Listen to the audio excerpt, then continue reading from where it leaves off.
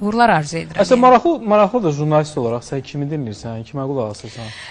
Əslində mən belə deyək də, kim daha çox gözəl ifa edirsə onları dinləyirəm. Amma mənim sevdiyim kumirim var ki, hansı ki bugünkü gündə bilirsiniz ki, əməkdaşlıq edirik. Röya xanımdır. Onun hər gün avtomobilimdə belə uzaq yol getsəm də, qısa yol getsəm də ancaq onun ifaları. Çünki mən ruhum dincəlir.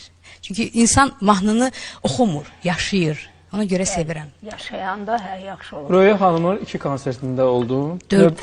Növbəti konsertlərdə sən oldun. Onun təəssüratlarını istəyirəm, sən bölürsəsən, necə oldu konsert? Çox gözəl oldu Yalçın. Ümumiyyətlə, Röya xanım çox səmimi bir xanımdır. Röya xanımın sənəti bir başqa, yanaşması, tamaşaçılara, onu sevənlərə bir başqa sevgisi var. O, onu, belə deyək də, kütləyə daha çox sevdirir. İnsan içdən nədirsə onu yansıdır tamaşaçılarına, sevdiklərinə.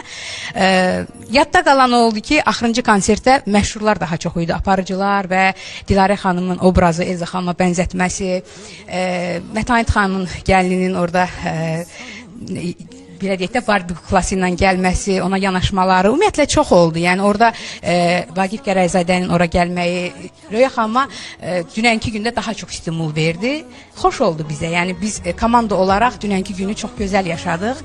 Mən uğurlar arzu edirəm Röya xanıma. Çünki o nə qədər bu sənətdə var, nə qədər vardı, mən hər zaman onun yanındayım. Elə həmçinin sən də bizim yanımızdasan, bilirəm Yalçın. Çox təşəkkür edirəm sənə də. Belə, yəni. Biz Röya xanıma da uğurlar arzulayırıq və konsertlərin ardı gəlsin. İnşallah. Nəinki Röya xanım, digər ifaçılar da konsert versələr bizim üçün çox xoş olar.